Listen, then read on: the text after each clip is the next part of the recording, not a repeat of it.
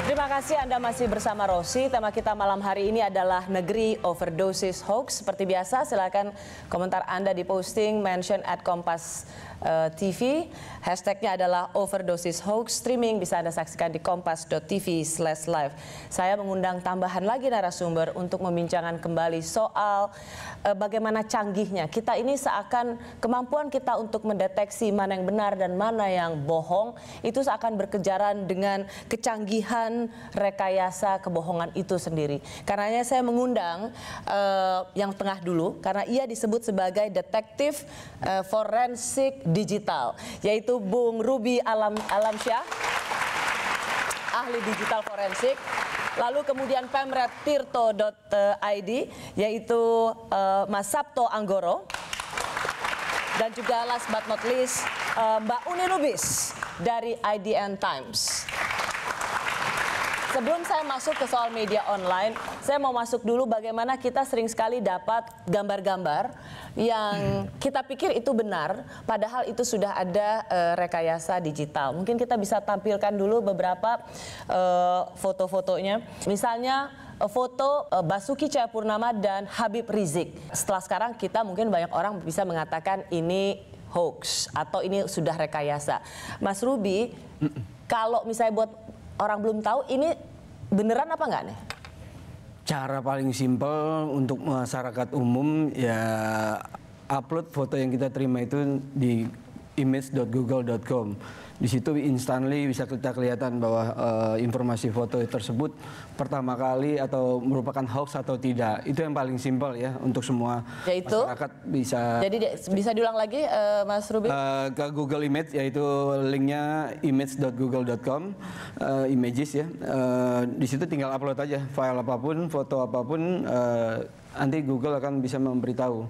Ada mungkin sudah ada media online yang memaparkan segala macam akan muncul, ataupun juga foto-foto aslinya yang lebih mirip. Nah, Google akan memprediksi tingkat kemiripan yang paling presisi. Problem utamanya kita adalah kita kan kalau ngecek lagi image itu di Google kan lama, padahal kan kita harus duluan untuk memposting di WhatsApp group. Kan kita harus menjadi yang tercepat. Tercepat tapi tidak diikuti dengan ketepatan dan atau apapun kebenaran. Kan kebanyakan masyarakat Indonesia kesannya mau cepat agar ini adalah sebuah informasi benar sampai ada yang bilang itu salah gitu. Itu yang persepsi. Karena buat masyarakat awam makin mulus loh editannya, seolah-olah memang benar-benar itu kejadian gitu. Mas Sabto, Mbak Uni itu sebagai wartawan bisa secepat itu juga nggak kalau tanpa Google Image? Melihat oh ini bohong, ini beneran, Mbak Uni? Tanpa bantuan tools Google Image ya? Sebetulnya dengan Google Image pun 1 menit, nggak sampai 1 menit udah ketahuan. Iya. Maksudnya memang begitu, memang teknologi harus kita manfaatkan. Tadi kan sudah disampaikan langsung diposting foto itu dicek, atau misalnya pakai keyword ketik aja Rizik Syihab, Ahok akan keluar. I know. Itu kan dengan tools gitu loh Mbak Uni. Kadang-kadang kan kita itu tetap takes time kan. Itu kan tetap butuh usaha. Enggak, ini pakai tools cuma 1 menit kan. Kamu nanya tadi seberapa cepat. Jadi sebetulnya tidak ada alasan bagi media untuk menyebarkan gambar yang palsu, yang sudah direkayasa. Begitu diperiksa pun karena itu begitu mudah sekali sekarang untuk mengidentifikasi apakah itu benar atau tidak. Mas Sabto, jadi kemungkinan.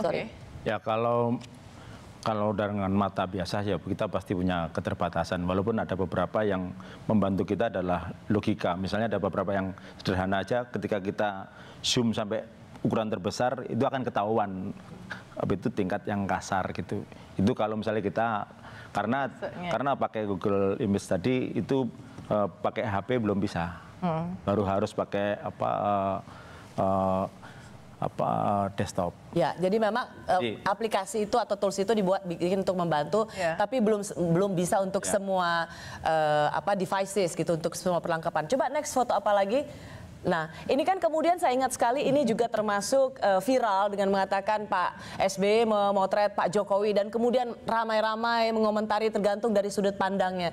Kalau kita secara kasat mata, ini Mbak Uni bisa merasa ini benar nggak? Ya, kalau kita kenal Pak Jokowi dan Pak SBY, pertama tentu kita harus ragu ya.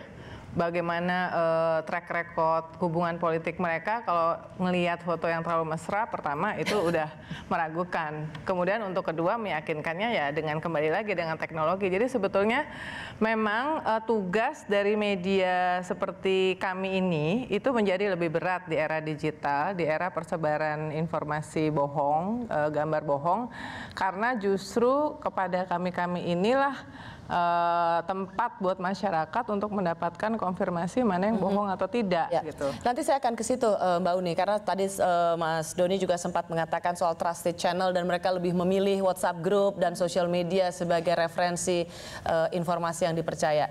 Coba kita lihat, jadi ini udah pasti hoax, tidak saja melalui Google Image. Kalau tadi wartawan dengan sense politiknya, ini udah nggak mungkin lah ya. Pak SBY masa bela-belain foto dan Pak Jokowi bergaya seperti itu mungkin buat wartawan udah langsung bilang nggak mungkin. Next, berikutnya. Nah ini kan juga sesuatu yang wajar-wajar aja gitu. Tapi ini juga kemudian banyak diviralkan dan kemudian ditandai macam-macam. Mas Ruby, apa memang kita juga harus Google Image juga? Kalau yang sesimpel-simpel ini untuk masyarakat umum tadi ya pasti Google Image. Kalau kami yang praktisi di digital forensik, kita banyak tools lain untuk verifikasi ini. Tapi kalau ngelihat ini sebenarnya apa yang diedit? Apa yang menjadi isu dari editan ini? Saya kurang kelihatan. Nggak kelihatan, tuh depan tuh. Di depan nih kita bisa lihat. Kenapa berita ini, kenapa foto ini bisa kemudian diviralkan, dikomentarin macam-macam? Latar belakangnya. Itu siapa yang backgroundnya? Sebenarnya Pak SBY siapa itu? Jadi ada Pak SBY, Pak Prabowo. Tapi kita langsung saja menghubungi si kreatornya yaitu Agan Harahap. Rasanya Agan Harahap lagi di Jogja kalau nggak salah. Jadi kita hubungi via Skype. Mas Agan, selamat malam. Malam. Mas Agan, kita lagi lihat foto-foto editan Anda gitu. Sebenarnya apa sih cita-cita Anda? Bikin foto editan gini apa cita-cita Anda? Ya kan, mencerdaskan bangsa aja. Mencerdaskan bangsa? Oke. Iya dong. Jadi yang percaya berarti cerdas ya? Yang cerdas tuh yang percaya apa yang nggak percaya? Tergantung foto yang mana sih. Oke, nggak semua foto Anda itu kan mengedit segitu banyak gitu. Apa? Gini. Sekarang yang jadi concern saya adalah sebetulnya halo. Ya, go ahead. Yang jadi concern gue sebetulnya adalah ini orang lemahnya literasi gitu. Jadi kayak misalnya gue bikin satu foto yang kayak nggak mungkin banget tapi tetap dipercaya gitu. Nah ketika gue upload di media sosial gue, itu pasti sama follower akan saling menyadarkan. Oh gitu. Jadi Anda ingin, ibaratnya ini emang Anda punya cita-cita untuk ngaco-ngaco aja gitu kan. Jadi Anda bisa lihat mana yang berarti tergoda untuk ikut kengawuran Anda, berarti nggak cerdas gitu ya? Oh iya dong. Oh, okay. Jadi ya malam hari ini di Rosi kita mau bilang pada siapapun yang menjadi followernya Agan Harahap, lihat aja postingannya, udah nggak usah ada yang di forward, nggak usah ada yang diviralkan, udah pasti ngaco. Udah resiko kok itu. Udah resiko ya. Kadang-kadang upload foto anak aja dikira Photoshop. Padahal itu beneran. Beneran. Syukurin. Makanya jangan jadi raja editan, biarin katanya. Saya Mas Agan, aku pengen nanya, itu apa sih maksudnya harus memposting Pak SBY dan Pak Prabowo terus latar belakangnya tuh sampah ya kalau nggak salah ya? Sebetulnya itu kayak atau kardus-kardus. Kemarin yang yang Jenderal Kardus apa segala terus. Tapi kalau mesti dibaca juga caption yang saya tayangin di Instagram. Jadi yang kayak tentang Jenderal Kardus, saya bilang di situ di caption saya bahwa sebetulnya pertemuan itu lebih membahas limbah kardus demi lingkungan hidup gitu. Oh, limbah kardus untuk pengelolaan limbah kardus untuk lingkungan hidup gitu. Oke. Saya agak bingung sama mereka yang memfollow Instagram Anda loh. Iya, saya juga.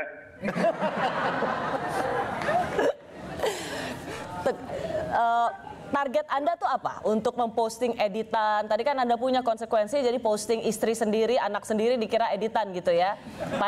Padahal wajah anak sendiri. Tapi target Anda memposting tokoh-tokoh publik, presiden gitu, dan kemudian ada edit itu, kita masih bisa dapat pendidikan politiknya nggak atau literasi medianya nggak? Itu bukan tanggung jawab saya lagi, saya rasa. Karena tugas saya sebagai seniman adalah merespon apa yang ada terjadi di environment saya, berarti itu adalah sosial di timeline saya. Jadi yang kayak saya memang merespon itu gitu. Jadi dan sebagai seniman pun Anda tidak memiliki tanggung jawab apa-apa untuk memberikan pencerahan pada publik. Oh, itu gunanya orang-orang yang di sana.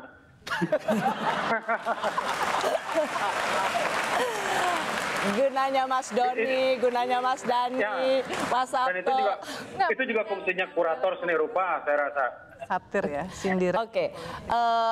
Cuman salut sih, banyak yang muji bahwa itu flawless lah. Dari narsum saya ada yang mau tanya nggak, Mbak Uni? Nggak, saya sih ngelihat apa yang dilakukan oleh Agan nih tidak berbahaya dalam konteks hoax yang kita bicarakan, karena dia sedang melakukan apa yang sering disebut sebagai satir ya, dan itu sangat sering dilakukan oleh banyak orang, terutama berkaitan dengan situasi politik. Jadi unsur bahayanya itu tidak seperti yang overdosis hoax yang kita bicarakan. Jadi ini adalah cara Agan untuk mengingatkan, menyentil situasi politik yang ada, termasuk tokoh-tokoh politiknya. Gitu. Jadi jangan teman kita menyebarkannya dan meletakkan itu pada konteks. Nah, masalahnya tidak semua orang paham bahwa ini adalah satir, ya kan? Ya. Oke, bisa jago gitu ngedit secara mulus gitu, memang Anda punya skill? Tergantung wangsitnya, Mbak. Tergantung wangsitnya. Oh, semakin wangsit yang seperti apa kalau bisa bikin gambarnya makin mulus? Ya nggak tahu, kadang-kadang kalau lagi berantem sama istri biasanya bagus. Apa nggak tahu ya? Kalau habis berantem sama istri ngeditnya bagus. Oke, Agan, kita kan lagi bicara soal hoax ya, tapi tadi ada, saya pikir betul sekali, kita sebenarnya sesungguhnya ingin kita katakan, kita sering sekali take for granted dengan hoax, jadi main sebarin, main memperbanyak, padahal ada banyak hoax yang melalui jempol kita itu membuat ada nyawa sesama melayang begitu. Tetapi untuk kasusnya Agan kan dia memang lebih kepada satir politik, tapi memang cara orang merespons atau menikmati gambar itu bisa berbeda-beda gitu. Apa batasan seorang Agan Harahap untuk membuat editan foto itu lebih kepada satir politik, lebih pada sindiran politik, dan tidak berujung pada sesuatu yang sangat berbahaya dan bahkan bisa menimbulkan korban nyawa. Bisa ada batasannya nggak? Karena begini, kalau saya di sosial media, saya menyamakan diri saya ketika lagi ngomong di depan publik. Saya tidak akan mungkin langsung pakai bahasa yang kasar seperti yang saya biasa lakukan sama teman-teman saya. Sama orang publik tentu saya nggak kenal, saya nggak tahu latar belakangnya apa. Tentu saya punya koridor-koridor sendiri yang memang menurut saya masih aman gitu. Dan ketika orang panas karena postingan saya, ya itu berarti saya sukses. Berarti Anda apa? Sukses. Berarti Anda sukses. Oke, terima kasih ya Mas Agan Harahap. Anda lagi mana? Di Jogja ya? Di Jogja, Mbak. Oke, nanti kita ketemu lagi. Thank you Agan. Ya, makasih Mbak.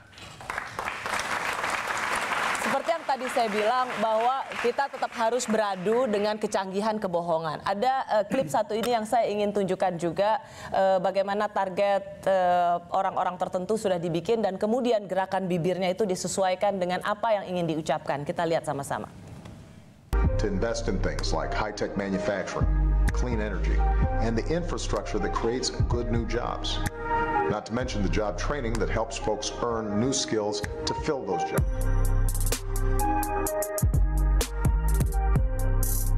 It's been less than a week since the deadliest mass shooting in American history. I visited with the families of many of the victims on Thursday, and one thing I told them is that they're not alone. The American people and people all over the world are standing with them.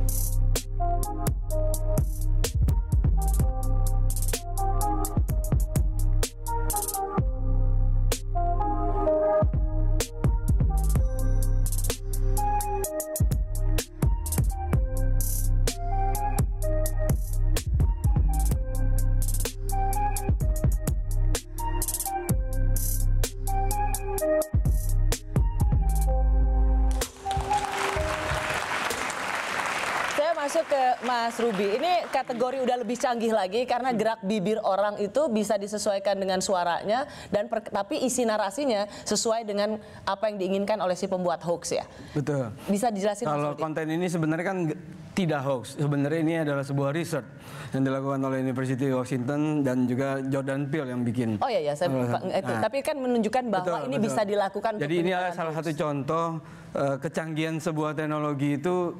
Selain bisa untuk positif, juga bisa dilakukan untuk negatif. Ini tekniknya menggunakan software Adobe After Effects, pakai Effect App, tapi yang utama di belakang itu pakai machine learning. Itu yang beyond everything lah sekarang. Machine learning? Machine learning, itu pakai TensorFlow dari Google. Nah, TensorFlow itulah yang bisa ngebaca video cam Ruby misalnya, lalu fotonya Pak Sabto yang bergerak, videonya Pak Sabto yang bergerak sesuai dengan mulut saya. Nah, itu akan dikombin dua informasi itu dengan kekuatan, nggak lagi seperti Agan Harahap pakai komputer aja cukup, itu sudah menggunakan AI, machine learning, pakai cloud ataupun komputer yang cukup prosesornya tinggi gitu ya, dan banyak. Nah, dengan riset tersebut bisa dibuktikan kegunaan positif macam-macam, bisa untuk film dan lain-lain ya, tapi itu adalah kalau disalahgunakan ya bisa hasilnya bisa merupakan sebuah informasi ataupun konten hoax gitu. Ya, karena kita bisa kemudian ditargetkan siapa, misalnya tokoh X untuk memberikan ajakan atau seruan ngapain gitu ya, untuk mengumpulkan massa atau buat membangun solidaritas gitu. Membangun emosi. Ini deepfake namanya, istilahnya deepfake yang memang bisa digunakan untuk membangun emosi karena yang ngomong adalah misalnya tokoh yang menginspirasi, jadi dipercaya gitu kan. Memang ini menurut saya ini yang bahaya sih. Ini bahaya? Bahaya, tapi juga masih bisa dideteksi. Karena tinggal masukin omongan dia, dicari ke mesin pencari, akan ketemu. Ya, tapi Mbak Uni, orang yang mencari itu berapa persen dari orang yang sudah keburu menyebarkan gitu kan? Ini polisi sudah memiliki kemampuan nggak untuk bisa kalau ini sampai menjadi ada tren seperti ini gitu ya, terjadi, sudah punya kemampuan untuk mendeteksi ini? Ya, kita ada di kita ada labnya, digital forensik juga kita memiliki, ada di Lapor Polri juga kita bisa melakukan pemeriksaan. Sudah pernah dibikin di Indonesia nggak? Kenapa? Sudah pernah ada kasus di Indonesia nggak? Sampai dengan saat ini belum sih, belum. Karena kan misalnya tadi sudah ada targetnya, ditinggal dipilih siapa tokoh yang paling karismatik misalnya, ya kan, tinggal itu dijadikan target, kemudian itu dengan mesin learning begitu ya Mas Ruby ya, nanti kan narasinya atau bagaimana pidatonya, orasinya hanya tinggal disesuaikan sesuai dengan keinginan si pembuatnya supaya itu menambah solidaritas dan emosi massa begitu. Nah, memang selalu ada toolsnya, tetapi untuk menggunakan tools itu tetap ada takes time. Orang yang mau menggunakan tools untuk memverifikasi akan jauh lebih sedikit dibandingkan orang yang menyebarkannya.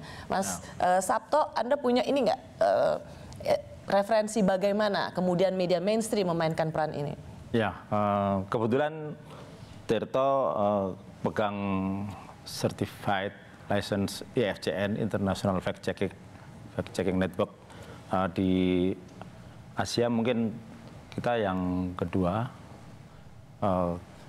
Di situ kita mendapat, karena kita punya tools itu, kita dapat license itu, kita pegang tools. Dan tools itu kita bisa, jadi ada beberapa flow-nya. Misalnya dari sisi virality, kita tahu dari sisi virality-nya berapa kali, itu belum tentu hoax ya. Belum tentu hoax. Dari virality itu nanti kita cek ini hoax apa tidak. tidak semuanya pakai pendekatan tool semua, tapi ada beberapa yang kita lakukan harus ada beberapa wawancara. Misalnya waktu bendera Zodi waktu juara di mana di Finlandia itu, Polandia itu kita pakai bendera. Di situ akhirnya sampai Tirto harus wawancara yang memberikan bendera. Kita panjang sekali sampai kita wawancara, dan di situ bilang namanya Gora pada waktu itu bilang yes it's me, dia yang menyampaikan. Jadi tetap aja ada beberapa yang pendekatan dilakukan seperti itu. Memang sekarang memang tadi Mbak Uni sudah bilang ada tantangan yang lebih besar, sangat besar pada insan pers, pada bagaimana kita menjalankan proses jurnalistik, karena kita dituntut untuk menyamakan dengan informasi yang ada di sosial media, yaitu kecepatan. Tapi di sisi lain verifikasi itu kan juga tetap butuh adanya. Itu makanya bedanya media sama media sosial, bedanya pers. Ketika keluar dari media sosial kan orang masih questioning, ini benar apa tidak. Tapi kalau pers, media beneran harus disiplin verifikasi bahwa ini karena... Sebagai wartawan, Anda merasa sangat cemas nggak dengan overdosis hoax di Indonesia, Mbak Uni? Saya boleh jujur mengatakan nggak terlalu cemas sih. Dan gini, justru saya lebih khawatir dengan bad reporting ketimbang yang namanya fake news. Apalagi kita harusnya udah nggak pakai term fake news karena itu term yang kontradiktif. Kalau fake ya udah pasti bukan news, kan gitu. Ya kalau dari UNESCO kan. UNESCO tahun lalu udah nggak pakai. Jadi misinformasi sama disinformation, malinformation. Tidak ada fake news. Nggak ada fake news itu tidak mungkin. Nah, bad reporting itu kan yang sengaja. Kalau misinformasi mungkin reporting itu yang bahaya. Karena pertama bisa karena wartawannya tidak profesional, nggak paham bagaimana cara melakukan verifikasi, ya. Kedua karena unsur kesengajaan. Karena memang dia mungkin medianya sudah partisan, wartawannya terafiliasi dengan kepentingan politik. Kalau tadi ada pertanyaan, kenapa kok sebenarnya hoax ini udah ada lama, tapi kenapa kok belakangan? Hampir banyak sekali informasi tentang kesehatan tuh hoax yang beredar di internet. Nah ini kan kita nggak pernah ngomong bahwa harusnya obatnya ini itu segala macam, jarang yang ngecek. Gampang diviralkan karena orang concern terhadap kesehatannya. Sama seperti tadi penculikan anak. Kenapa kemudian jadi rame? Kan ini sejak tahun 2016 karena ini dijadikan sebagai semacam playing victim by politician. Kan ini mulai maraknya di Amerika waktu election, ya. Siapa yang menjadi korban dari hoax yang disebarkan ke dua belah pihak. Jadi disebutnya fake news. Yang ini sebetulnya menempatkan media seolah-olah sebagai organisasi atau pihak yang menyebarluaskan fake news. Trump misalnya, setiap hari CNN, New York Times disebut menyebarluaskan fake news hanya karena memberitakan hal yang mengkritisi dia. Jadi yang bikin ini rame ini adalah menurut saya persaingan politik yang dipicu fenomenanya di 2016, padahal hoax news itu udah lama banget. Yang sekarang ini kita ingin bahas adalah bagaimana menyadari semua gitu. Kalau masih soal politik mungkin masih bisa tertakar gitu Mbak Uni, Mas Sato. Tapi yang paling bahaya adalah ketika itu sampai harus ada korban jiwa. Kami kembali saat lagi.